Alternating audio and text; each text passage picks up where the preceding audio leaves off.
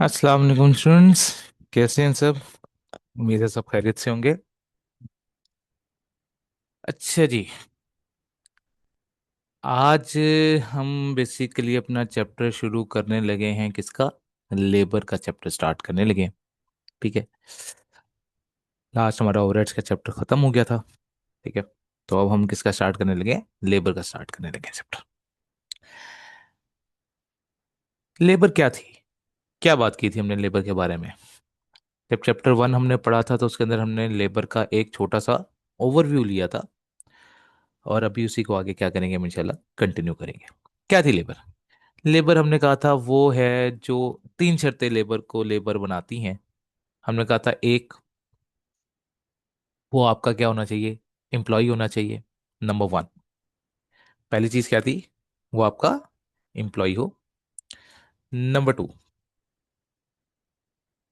ठीक है। पहली चीज है वो आपका एम्प्लॉय होना चाहिए। ठीक है। दूसरी चीज क्या है? वो आपको सर्विसेज प्रोवाइड कर रहा हो। सर्विसेज दे। और उसके बदले आप उसको क्या पे करो? कंसिडरेशन पे करो। चाहे वो पैसों की फॉर्म में हो, चाहे किसी और फॉर्म के अंदर हो। लेकिन हमने उसको, उसका बेसिकली जो जिसे कहते हैं हम, उर्दू में क्या लफ्ज होता है, मेहनताना जो है, वो अगर हम उसको पे कर रहे हैं तो that is known as consideration. तो क्या कह रहा है? पढ़ भी लेते हैं। कहता है employ expect to be paid for their work. जितना वो काम करेगा ऑब्वियस सी बात है वो एक्सपेक्ट करेगा कि हम उसको क्या करेंगे? पे आउट करेंगे। And companies try to motivate their staff through remuneration, incentives and other benefits. और कंपनी क्या करती है? लेबर को अच्छा काम करने के लिए उसको मोटिवेट भी करती है। ठीक है। अब मोटिवेट करने के लिए वो क्या कर सकती है? वो मोटिवेट करने के लिए ये कर सकती हैं कि हाँ भाई, उनको क्या दें, इंसेंटिव्स प्रोवाइड करना शुरू कर दें। ठीक है। रिमोनरेशन तो है ही है। ठीक है, यानी कि जो उसे पैसा मिलना है वो तो है। ठीक है। पैसे के अलावा उसको एक्स्ट्रा पर्क्स दिखाए जाएं। लाइक फॉर एग्जांपल हम कहें जी आपको हम, आप हमारे हमारे साथ जॉब करें आपको गाड़ी मिलेगी। ठीक है। आप हमारे साथ जॉब करें आपको हेल्थ इंश्योरेंस मिलेगी। आप हमारे साथ काम करें आपको पेंशन के अंदर कंट्रीब्यूट करके देंगे, हम आपके पेंशन फंड बनाएंगे हम एक। ठीक है। आप हमारे साथ काम करें। ठीक है। आपको हम इंसेंटिव्स प्रोवाइड किया करेंगे, ग्रुप बोनसेस हुआ करेंगे। ठीक है। तो डिफरेंट टाइप की, जिसको जिस किस्म की जो है मोटिवेशन मिलती है जैसे पर्सन को, उसको आप उस हिसाब से मोटिवेट भी कर सकते हैं। ठीक होगी बात? अच्छा। कहते हैं from an employees point of view the money they receive is the only visible labour cost. अच्छा। एम्प्लॉय, एक दो लोग होते हैं इसके अंदर। ठीक है। एक कौन होता है? एम्प्लॉय होता है। ठीक है। और दूसरी तरफ कौन है आपका? एम्प्लॉयर मौजूद है। एम्प्लॉय कौन है? जो काम कर रहा है। ठीक है। और एम्प्लॉयर कौन है? जिसने काम पर रखा हुआ है। अच्छा। हमने कहा ये दो तरह की चीजें हैं, एम्प्लॉय और एम्प्लॉयर। अब एम्प्लॉय की नजर में एम्प्लॉयर की क्या कॉस्ट है? तो हमने कहा जी जो पैसे उसको दिखते हैं, यानी कि हम जिसे कहते हैं ग्रॉस पे। क्या कहते हैं? ग्रॉस पे। एम्प्लॉय के लिए ग्रॉस पे जो है वो उसका लेबर कॉस्ट है। अब ग्रॉस पे क्या होती है? ग्रॉस पे बोलते हैं अमाउंट बिफोर डिडक्शंस। क्या? Amount before deductions. डिडक्शन से पहले जो अमाउंट होती है उसको हम क्या बोलते हैं? ग्रॉस पे बोलते हैं। फिर ग्रॉस पे किस हिसाब से होती है? जितना आपने काम किया होता है उस हिसाब में जो बोनसेस इंसेंटिव्स वगैरह ऐड होते हैं तो उसके बाद आपकी क्या बनती है? ग्रॉस पे कैलकुलेट होती है। ठीक है। अब ग्रॉस पे कैसे कैलकुलेट होती है थोड़ा सा हम आगे जाके पढ़ेंगे। अभी हमारा बेसिकली वो टारगेट नहीं है। ग्रॉस पे की बात होगी लेकिन थोड़ा सा आगे जाके होगी। लेकिन जो एम्प्लॉयर है, एम्प्लॉयर को कौन कौन सी अमाउंट पड़ी है? एम्प्लॉयर की जेब से जो जाता है वो ग्रॉस पे तो जाती ही है, प्लस एनी एम्प्लॉयर्स कंट्रीब्यूशन। क्या? Employers contribution.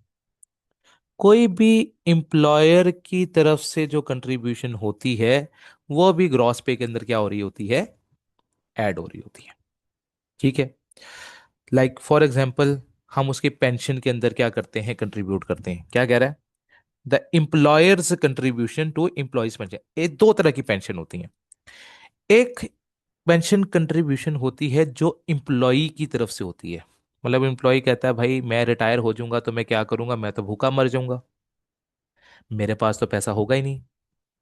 तो अगर मेरे पास पैसा नहीं होगा तो मैं क्या करूंगा, मैं तो रिटायर हो चुका हूंगा, तब तक तो मेरे काम करने की कैपेसिटी खत्म हो चुकी होगी, तो क्या मैं भूखा मरूंगा, नहीं। मैं आज से ही कुछ ना कुछ पैसे जो हैं वो एक फंड में जमा करवाना शुरू कर दूंगा। उसको बोलते हैं पेंशन फंड। अब पेंशन फंड में आमतौर पे रूल क्या होता है, वो ये होता है कि जितना पेंशन में आप अपनी तनख्वाह से कटवाते हो, एम्प्लॉयर भी उतना ही अपनी तनख्वाह से कट करवाता है। हाँ, वो भी होता है, बिल्कुल ठीक है। प्रोविडेंट फंड भी होता है, बिल्कुल ठीक है बात। ठीक है, प्रोविडेंट फंड भी आता है, वेरी गुड। ठीक है। तो अभी हम किसकी बात करें, पेंशन कंट्रीब्यूशन की सिर्फ। ठीक है। अब पेंशन कंट्रीब्यूशन जो आ गई हमारे पास, ठीक है। अब पेंशन कंट्रीब्यूशन में हमने क्या कहा भाई, जब बंदा क्या होगा, रिटायर होगा, तो हम उसके पैसे जमा करते रहेंगे। ठीक है। ठीक है। अब हमने कहा सही है।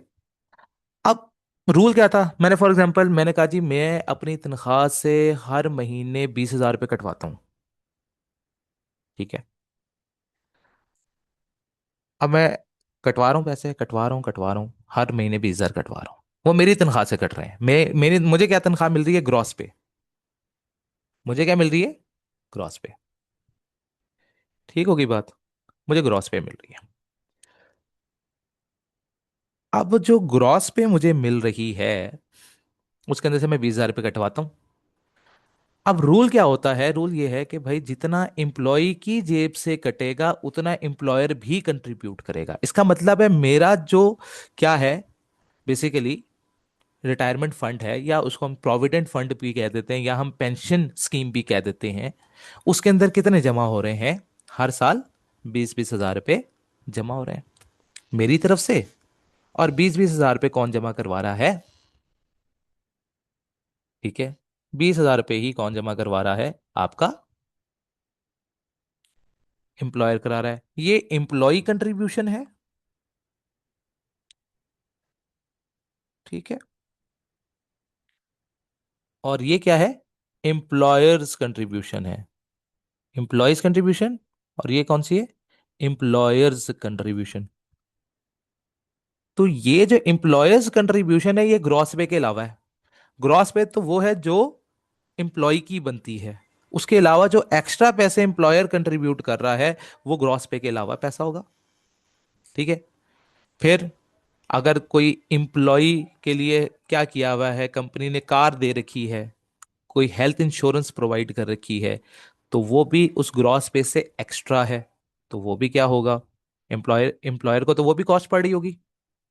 तो एक ये भी आ गई कॉस्ट हमारी, कौन सी, हमने कहा जी employees benefits such as company cards, private health insurance. फिर अगर मुझे उसको ट्रेन करना पड़ गया तो ट्रेनिंग की कॉस्ट एक्स्ट्रा है, क्योंकि वो पे का हिस्सा तो नहीं है ना।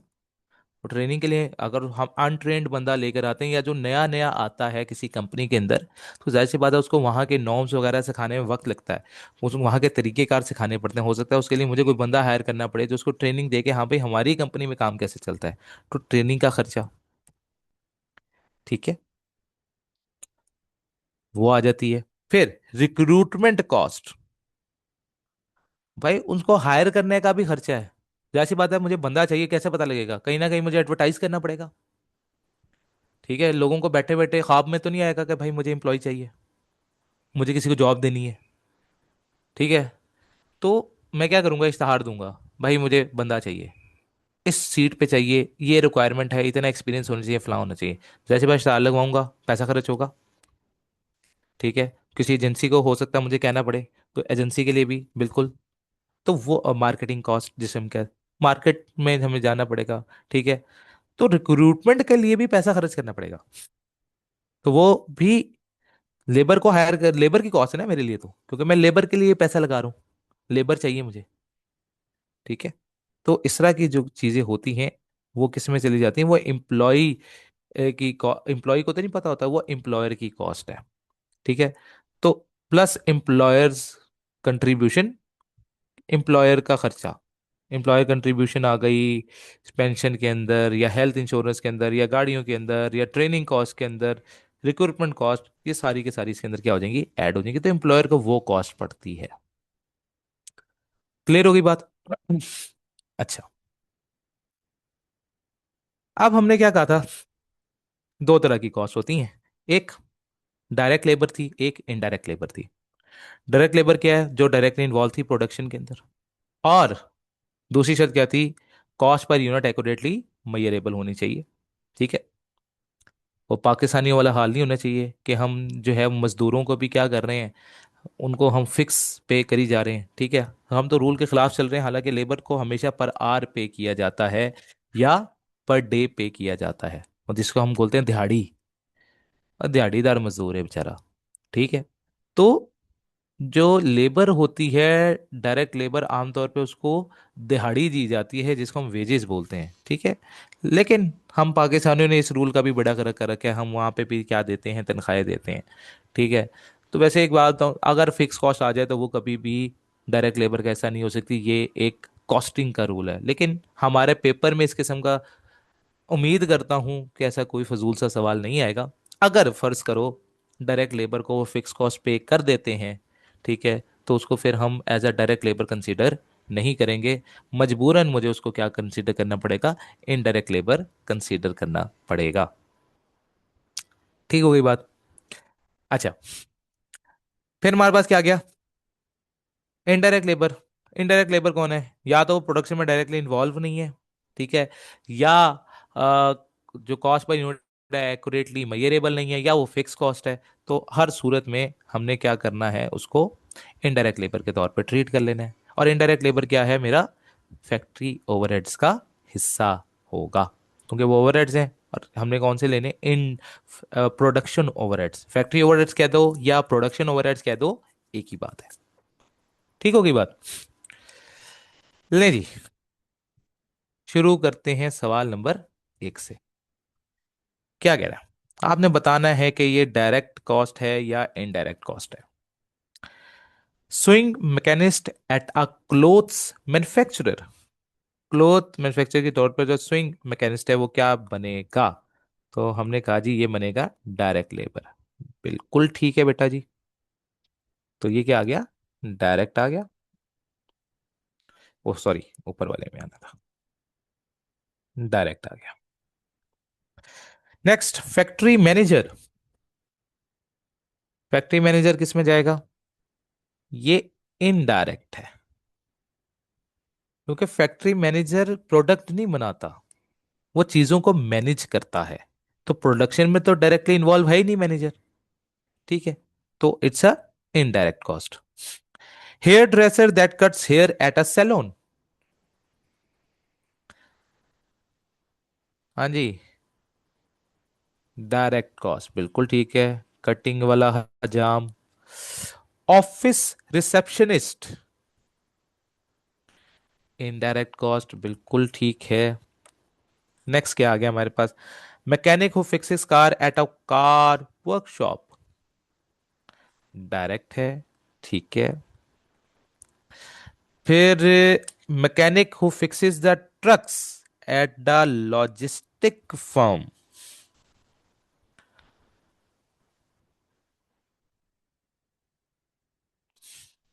बिल्कुल ठीक है, ये क्या हो जाएगी, इनडायरेक्ट कॉस्ट हो जाएगी।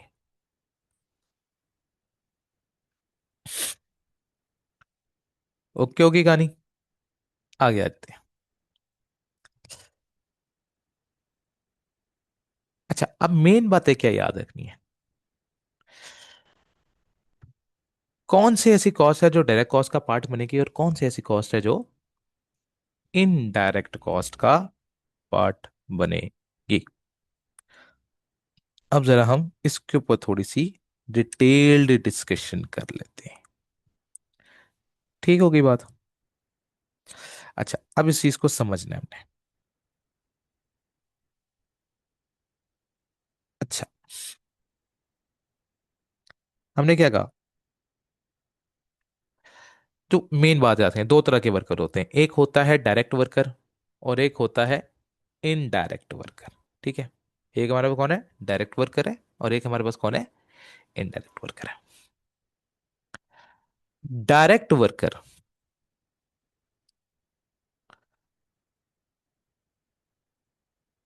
क्या? डायरेक्ट वर्कर जितनी देर भी काम करेगा, क्या? जितनी देर भी काम करेगा, वर्कड आवर्स। ठीक है, उसकी जो बेसिक पे होगी, क्या? उसकी जो बेसिक पे होगी, बेसिक वेज, वो हमेशा कहाँ जाएगी? वो हमेशा जाएगी डायरेक्ट कॉस्ट में। कहाँ जाएगी? डायरेक्ट कॉस्ट में। ठीक है, हमने कहा भाई, डायरेक्ट वर्कर जितने घंटे काम करेगा, उसकी बेसिक वेज कहाँ जाएगी? डायरेक्ट कॉस्ट में जाएगी। अच्छा, अब जरूरी नहीं है कि वो उतने ही घंटे काम करे जितने घंटे का उसका कॉन्ट्रैक्ट है, यानी कि आमतौर पे साइलेंट होने की, वैसे तो वो बता देगा, साइलेंट होने की सूरत में कुछ बातें लिख रहा हूं मैं। ठीक है, साइलेंट होने की सूरत में एक दिन में 8 घंटे की शिफ्ट हुआ करेगी। ठीक है, एक वीक में 5 डेज काउंट किए जाएंगे, एक मंथ में 4 वीक्स काउंट करेंगे, और एक साल के अंदर 12 मंथ्स कंसीडर होते हैं। ठीक है, आमतौर पे जो वेजेस की कैलकुलेशन होती है वो होती है वीकली बेस पे। ठीक है, तो वीकली बेस पे अगर सवाल साइलेंट है तो याद रखें, वीकली बेस पे कितने घंटे काम होगा? हमने कहा जी 40 घंटे एक बंदा काम किया करेगा, 40 आवर्स पर पर्सन। अगर सवाल क्या है? साइलेंट है। हाँ, अगर सवाल साइलेंट नहीं है और वो मुंह से बता देता है कि नॉर्मली वो एक वीक में इतने घंटे काम करता है, तो वो नॉर्मल आवर्स माने जाएंगे। अब ये मैं बातें क्यों कर रहा हूं? क्योंकि जरूरी नहीं है कि जितने नॉर्मल आवर हो उतने घंटे काम किया गया हो, उससे ज्यादा भी काम हो सकता है। उसको बोलते हैं ओवर टाइम। ठीक है, उसको क्या बोलेंगे हम? Over time. तो वर्कड आवर्स में बेसिकली दो चीजें आती हैं जब भी हम बात करते हैं किसकी? वर्कड आवर्स की। तो उसमें दो चीजें आती हैं, क्या क्या? नंबर वन, आपका नॉर्मल आवर्स। ठीक है, normal hours plus overtime hours. ठीक है, ओवर टाइम आवर्स भी उसी के अंदर आते हैं। ठीक है, normal hours plus overtime hours minus, ठीक है, एनी आइडल टाइम। ठीक है, माइनस आइडल आवर्स। अब आइडल आवर्स क्या होते हैं? आइडल आवर्स होते हैं जितने घंटे हमने काम ना किया हो। ठीक है, फ्री रहे हो। अब फ्री रहने की वजूहात बहुत सारी हो सकती हैं। हो सकता है मेरी मशीन खराब हो गई हो, जिसको बोलते हैं मशीन ब्रेकडाउन। अब मशीन खराब होने की वजह से, अब भाई लेबर तो बैठी हुई है, मशीन ही नहीं है काम करने के लिए, तो वो काम किस पे करें? वो तो बैठे हुए ना, वो तो अपने टाइम का पैसा लेंगे।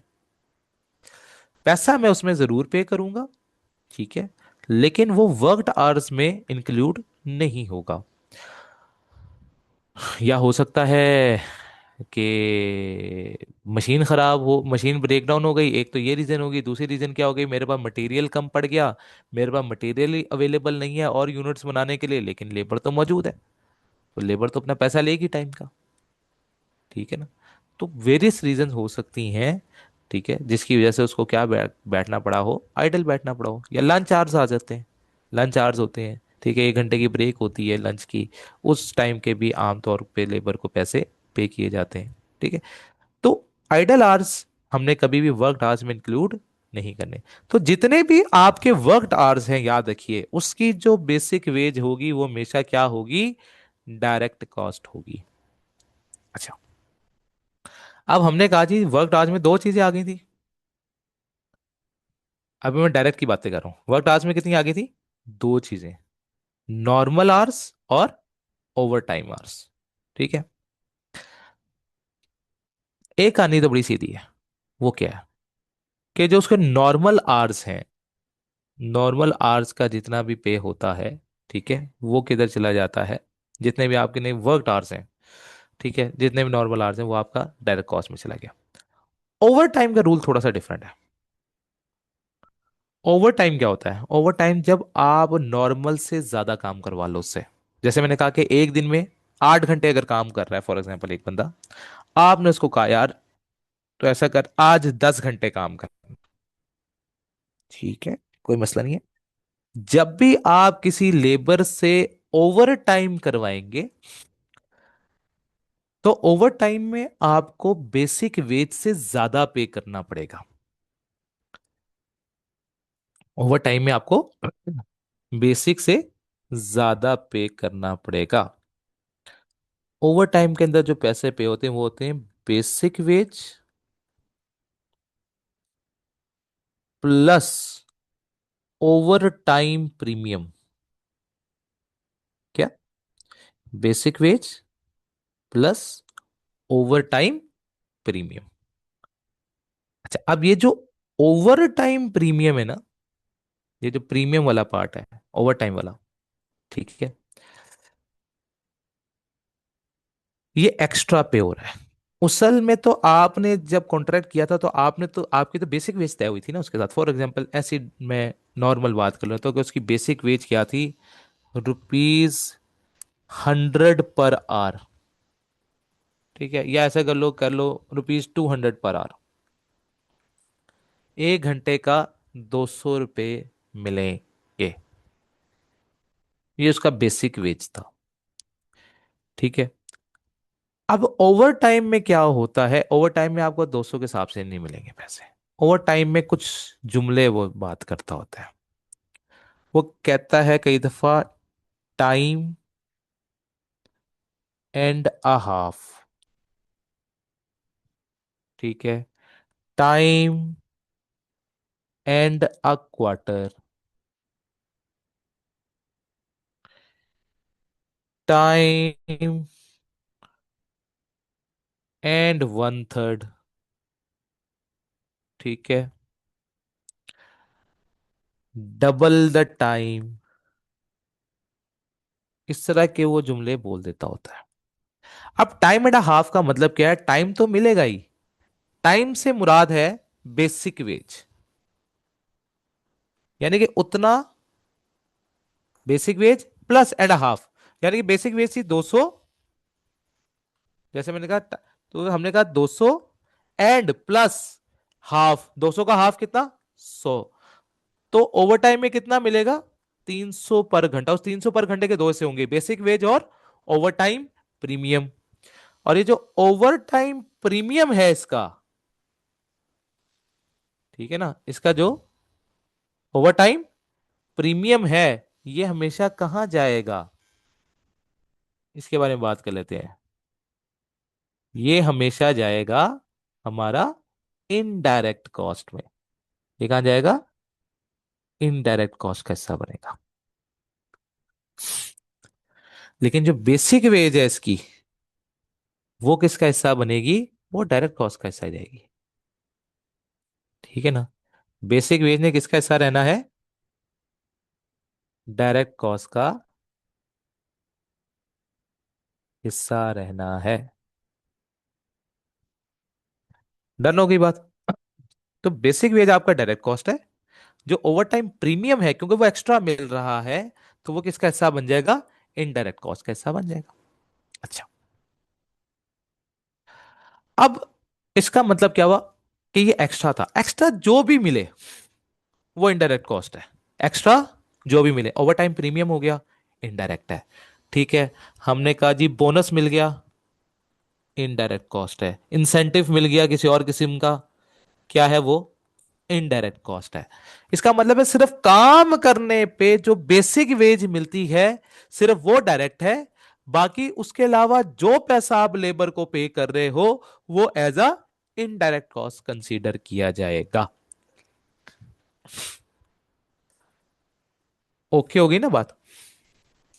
एक्स्ट्रा कुछ भी है, बोनस है, इंसेंटिव है, कोई आपको वो मिल गया है, कोई और पर्क्स मिल गए हैं किसी किस्म के, वो तमाम चीजें जो हैं वो आपका किसका हिस्सा बनेंगी?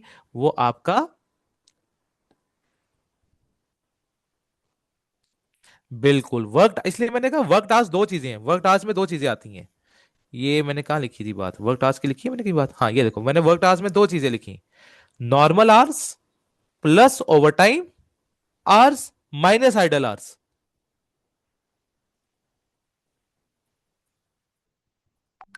क्योंकि हमने कहा देखो बेसिक वेज जो उसकी होगी जितना ओवर टाइम लगाएगा, क्योंकि ओवर टाइम के दो हिस्से किए ना मैंने। ओवर टाइम के कितने हिस्से किए? दो हिस्से।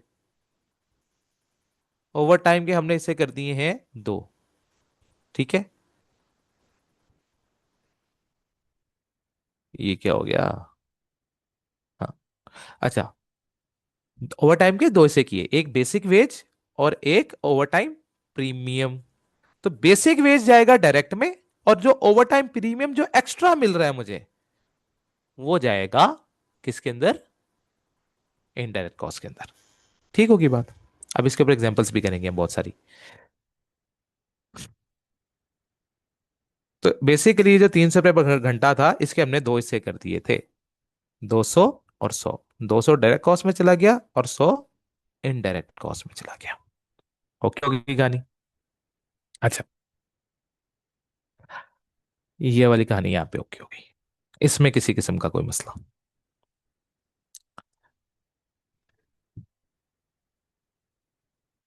अच्छा, अब हमने कहा जी इनडायरेक्ट वर्कर्स की भी बात कर लेते हैं। भाई इनडायरेक्ट वर्कर्स का जितना भी काम होगा, ठीक है, चाहे उसकी बेसिक वेज है,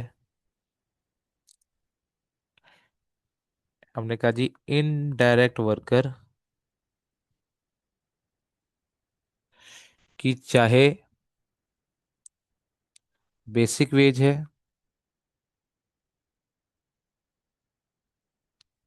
चाहे उसकी क्या है,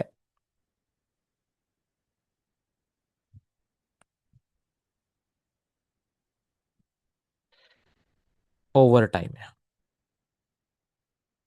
ओवर टाइम प्रीमियम है, कोई फर्क नहीं पड़ता।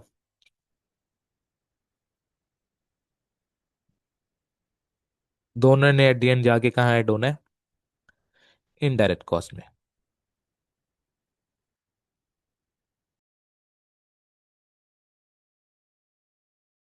ठीक हो गई ना बात? चाहे बेसिक वेज है, चाहे ओवर टाइम प्रीमियम है। बेसिक वेज किसका? वर्क टास्क का, वर्क आवर्स। चाहे इसका आइडल है, आइडल टाइम है, जो मर्जी है, वो सारा का सारा किधर जाएगा? इनडायरेक्ट कॉस्ट का हिस्सा बनेगा, और कहीं नहीं जाएगा। ठीक होगी बात? अच्छा, लेकिन एक एक्सेप्शनल केस भी है। वो एक्सेप्शनल केस क्या है? वो एक्सेप्शनल केस ये है कि अगर तो ओवर टाइम लग रहा है special request of the customer पे, किसी स्पेशल की वजह से वो ओवर टाइम लगाना पड़ रहा है, ठीक है, तो याद रखनी है एक बात। जब भी किसकी बात आएगी, special request of customer, special request कह दो, ठीक है। या हम इसके लिए कह देते होते कस्टमाइज्ड, काम कोई कर रहे हैं, कस्टमाइज्ड काम किया है किसी किस्म का, ठीक है। तो उस सूरत के अंदर स्पेशल रिक्वेस्ट ऑफ कस्टमर है, कस्टमाइज वर्क है, यानी कि स्पेशली स्पेशल टास्क के लिए हमने ओवर टाइम लगवाया है, ठीक है। तो फिर हमेशा एक याद रखना है, जितना भी खर्चा होगा उसके अंदर, क्या, इस सूरत में जितना भी खर्चा होगा, चाहे वो डायरेक्ट वर्कर्स का है, चाहे वो इनडायरेक्ट वर्कर्स का है,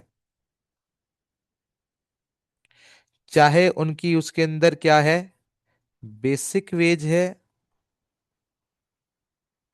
चाहे उसके अंदर उनका ओवर टाइम प्रीमियम है, ठीक है, कुछ भी है, वो सारा का सारा किसका हिस्सा बनेगा, डायरेक्ट कॉस्ट का हिस्सा बनेगा। हमें इससे कोई मतलब नहीं है कि कौन डायरेक्ट था कौन इनडायरेक्ट वर्कर था, डायरेक्ट वर्कर के भी सारा खर्चा और इनडायरेक्ट वर्कर का भी सारा का सारा खर्चा डायरेक्ट कॉस्ट में जाके ऐड कर दिया जाएगा। लेकिन ये तब होगा सिर्फ जब क्या होगा, special request of the customer होगा, अदरवाइज नहीं होगा। अदरवाइज वो ऊपर वाला रूल है। ठीक होगी बात, यहां तक किसी किस्म का कोई मसला?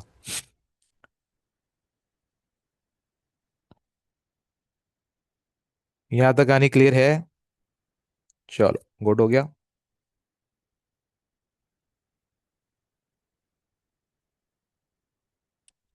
ओहो किधर चला गया, 1 सेकेंड। अच्छा, तो क्या लिखा हुआ, की पॉइंट्स क्या थे, only are spent directly producing the product or service are considered as direct labor cost, and all other costs are indirect even if paid to direct workers। ठीक है, बाकी जितना भी खर्चा है चाहे डायरेक्ट वर्कर्स को क्यों ना पे कर रहा हूं वो इनडायरेक्ट कॉस्ट कहलाएगी। And bonus paid to direct workers example of indirect cost paid to the direct workers. ठीक है, आइडल टाइम होगा, यानी कि वेले रहने के पैसे मिलेंगे, इनडायरेक्ट कॉस्ट है, ठीक है, क्योंकि इसमें काम नहीं करे, काम के बदले नहीं है। तो काम करने के बदले जो पैसे मिले थे वो भी बेसिक वेज, वो डायरेक्ट कॉस्ट थी। जनरल ओवर टाइम प्रीमियम होगा, तो हमने पहली बात कर ली इनडायरेक्ट कॉस्ट है, ठीक है। लेकिन अगर क्या आ गया, कस्टमर रिक्वेस्ट आ गई, overtime worked for customer request, तो उसको हमने क्या कंसीडर करना है, as a direct cost consider करना है। ठीक होगी कहानी, इसमें कोई मसला?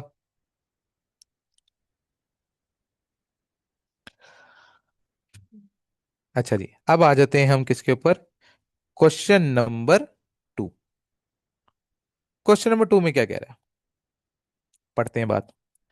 कहता है classify the following labour cost of T shirt company as इधर डायरेक्ट कॉस्ट और इनडायरेक्ट कॉस्ट। आपने बताना है ये डायरेक्ट कॉस्ट है या इनडायरेक्ट है। हॉलीडे पे टू डायरेक्ट वर्कर, हॉलीडे पे कर रहे हैं हम डायरेक्ट वर्कर्स को, ठीक है। ये एक नहीं, हॉलीडे पे काम को होता है क्या, काम करने के पैसे तो नहीं मिल रहे, हमने अभी बात की थी काम करने के जो पैसे हैं, तो ये क्या बनेगा, इनडायरेक्ट कॉस्ट। अच्छा फिर, pay for hour spend delivering orders to customer,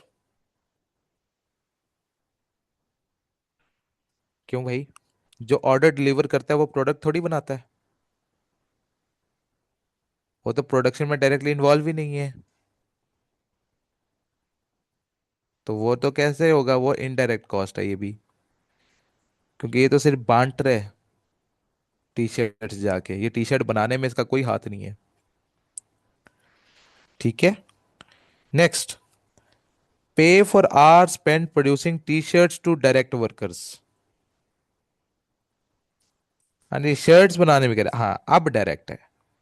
this is a direct cost. Overtime premium paid due to holiday cover to direct workers.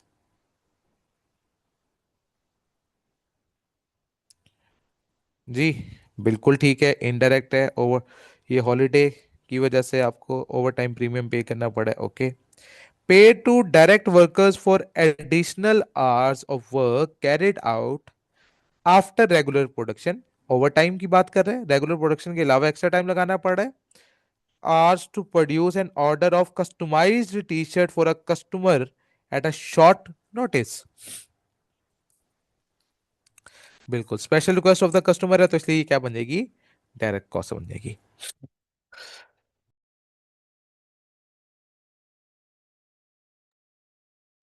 यहां तो कोई मसला।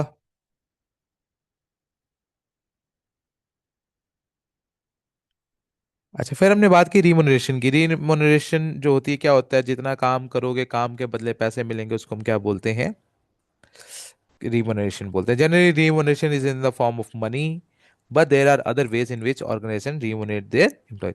आमतौर पे पैसा होता है, लेकिन सब कंपनीज क्या दे देती हैं, शेयर्स दे देती हैं अपनी कंपनी के एज पार्ट ऑफ देयर पे पैकेज। लेकिन ये आमतौर पे कब होता है, जब आप बहुत ही पुराने एम्प्लॉय हो चुके हो और बड़े सीनियर एम्प्लॉय हो। ठीक है, आपकी एक सीनियर पोस्ट है, लाइक आप सीईओ हो या सीएफओ हो।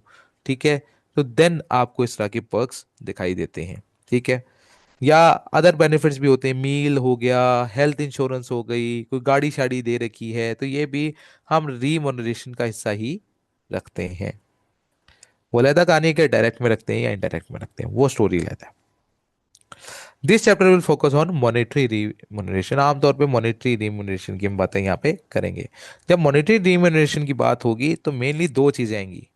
ठीक है, या तो हम उसको टाइम बेस पे पैसे दे रहे होंगे, ठीक है, पर आर के हिसाब से, या पर यूनिट के हिसाब से भी उसे पैसे पे किए जा सकते हैं। तो लेबर को दो तरह से पैसे पे होते हैं, या पर आर या पर यूनिट। ठीक होगी बात। ये वैसे कुछ एग्जांपल्स हैं, ये वैसे रीड आउट आपने कर लेनी है। ठीक है, टाइप्स ऑफ रिम्यूनरेशन लिखा हुआ, टाइम बेस्ड स्कीम है। ठीक है, सैलरीज आ जाती हैं, वेजेस आ जाती हैं, ओवर टाइम प्रीमियम आ जाते हैं। फिर उनके एडवांटेजेस क्या हैं। ठीक है, ये वही बातें हैं जो मैंने जनरली ऊपर कर ली हुई हैं। ठीक है, बल्कि एक बार रीड कर लो, तो कुछ पूछना है तो पूछ लो, 2 मिनट लगाओ, इसको रीड आउट कर लो। ठीक है, जनरल रीडिंग कर लो। ठीक है, ओके। ओके, जब रीड कर लो तो मुझे बता देना है, ठीक है, ताकि फिर हम आगे बढ़ जाएं।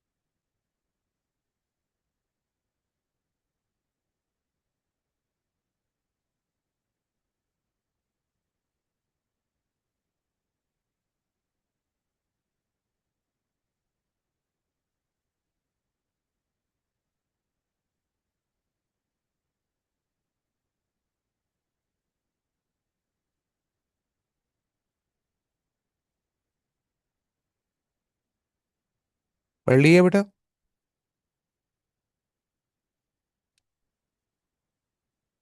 अच्छा, आईटी प्रोजेक्ट्स पता क्या होता है, आमतौर पे ये प्रोजेक्ट बेस ले आया जाता है उनको। ठीक है, एक प्रोजेक्ट होता है, उस प्रोजेक्ट के लिए लाएंगे, लाइक हमने कहा जी कि हमें एक एक प्रोजेक्ट आपसे तैयार करना है, एक हमें सिस्टम तैयार करवाना है आपसे। ठीक है, एक सिस्टम तैयार करने के आप कितने पैसे लेंगे, तो वो जॉब बेस्ड होता है काम। ठीक है, तो वो आते हैं, वो अपना जो भी उनको रिक्वायरमेंट्स बताई जाती हैं उस हिसाब से अपना सिस्टम बनाते हैं। ठीक है, और उसके हिसाब से वो डिलीवर करते हैं। ठीक है, तो वो चीज़ होती है।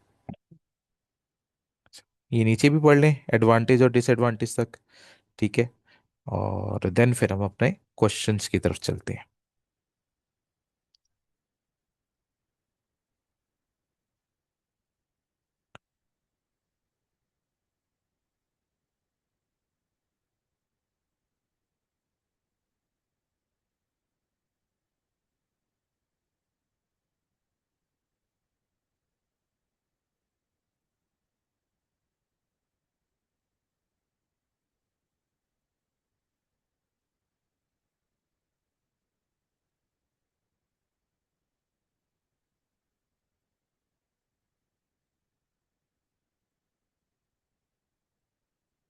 Done.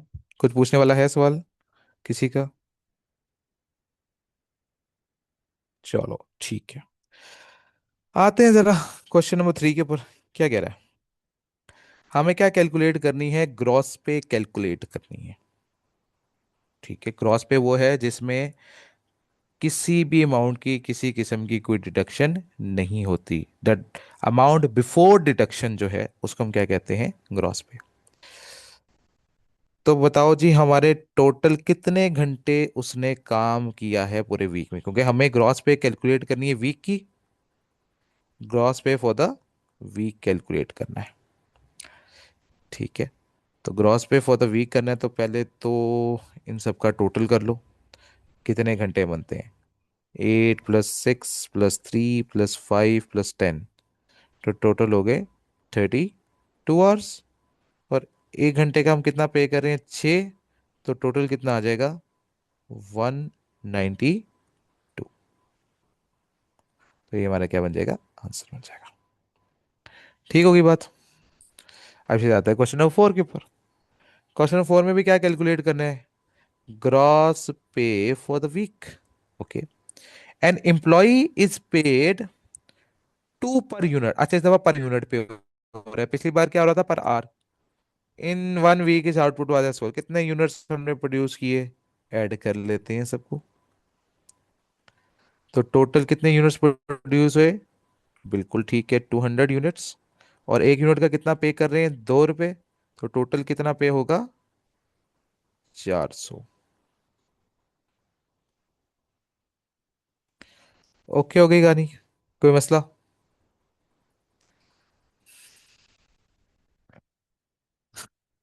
Question number 5। Question number 5 में भी हमें क्या करना है? Gross pay for the week निकालनी है। मैंने कहा ठीक है। 2 पर यूनिट पे हो रहा है।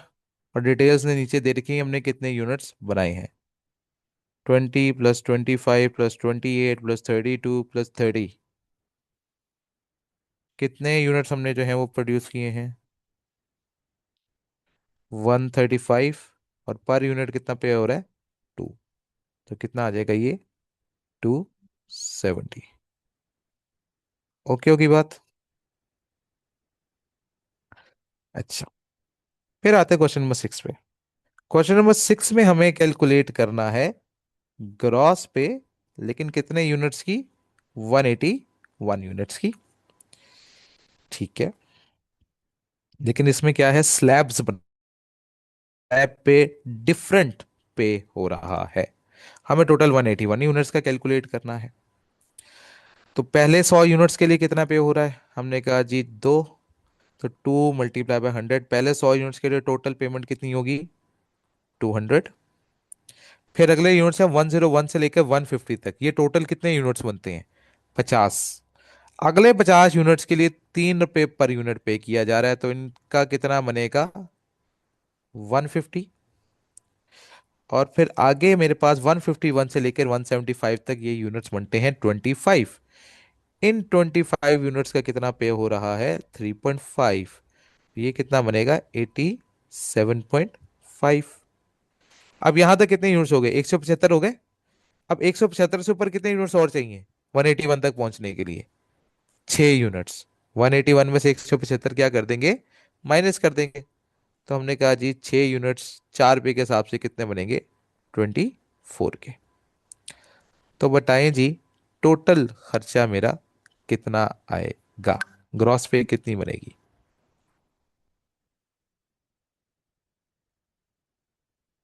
टोटल करते हैं इसका।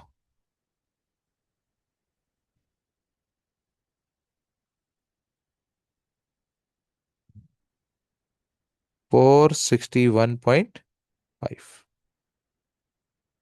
ठीक होगी कहानी। ले जी, ये सवाल हमारा सॉल्व हो गया। इसमें कोई मसला?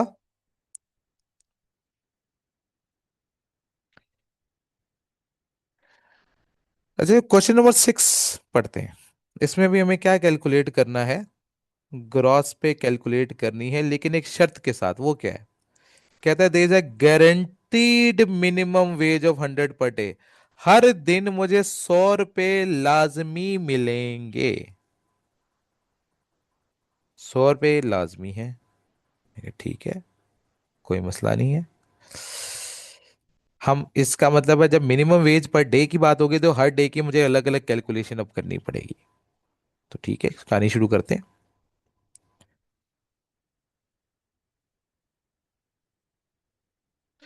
Question number 7।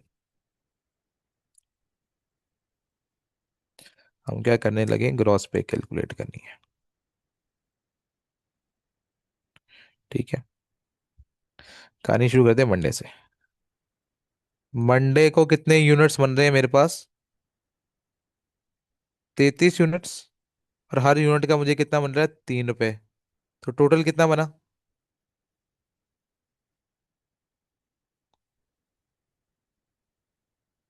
99। लेकिन हमने तो मिनिमम पे की बात कितनी कर ली है? हमने कहा जी पे मुझे कम से कम 100 तो मिलेगी। तो मैं 99 नहीं लिखूंगा, मैं यहाँ पे 100 लिखूंगा। क्योंकि पर डे का वादा 100 का हो चुका। अब आप उससे पैसे अगर आपके कम बन रहे हैं तो 100 तो फिर मुझे मिलेगा ही मिलेगा। That is the minimum amount. इसमें तो कोई गिरावट है ही नहीं। ठीक है। फिर आ गया ट्यूसडे। ट्यूसडे को कितने यूनिट्स बनाए? 35। 35 × 3 तो ये आ गया 105। अब 100 से ऊपर है, अब यही पैसा मिलेगा जो मेरा कैलकुलेट हुआ है। फिर वेनेसडे। वेनेसडे को कितने यूनिट्स है? 36। 36 × 3 108। तो ठीक है, 108 मिल जाएगा, 100 से ऊपर ही बन रहा है। थर्सडे। थर्सडे को है 32 यूनिट्स। 32 × 3 96। नहीं भाई, ये नहीं मिलेगा, क्योंकि 100 तो कम से कम मिलेगा। तो मिनिमम क्या आ गया? 100। और फिर आ गया फ्राइडे। कितना? 35 × 3 105। तो ये कितना आ जाएगा? 105।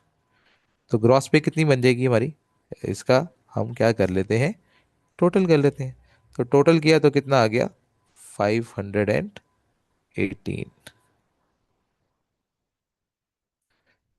यहां तक कोई मसला? क्वेश्चन नंबर 7 में ये कहानी क्लियर है? चलो, गुड हो गया। इसी तरह हम देखेंगे क्वेश्चन नंबर 8। अच्छा, क्वेश्चन नंबर 8 जो है वो आपका होमवर्क है। ये आपने घर से करना है आप लोगों ने। क्वेश्चन 8 होमवर्क है। क्वेश्चन 9 होमवर्क है। ठीक है।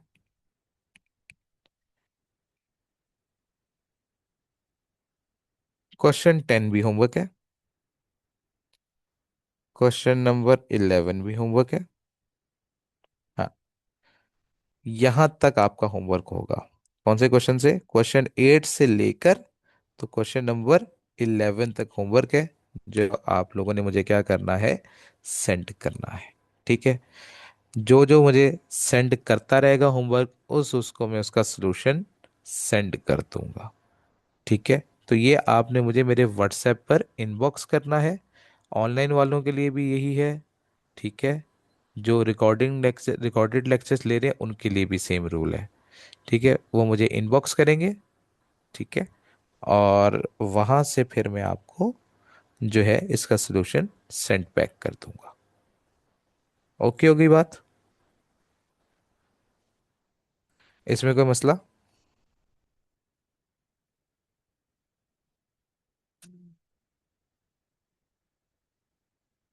चले, ठीक हो गया। आगे फिर एक नया कॉन्सेप्ट है। ठीक है, उसके बारे में फिर हम कल बात करेंगे। ठीक है। तो आज के लिए काफी है। बाकी इंशाल्लाह भाई कल के लेक्चर में मुलाकात करेंगे। ठीक है, तब तक के लिए अल्लाह हाफिज।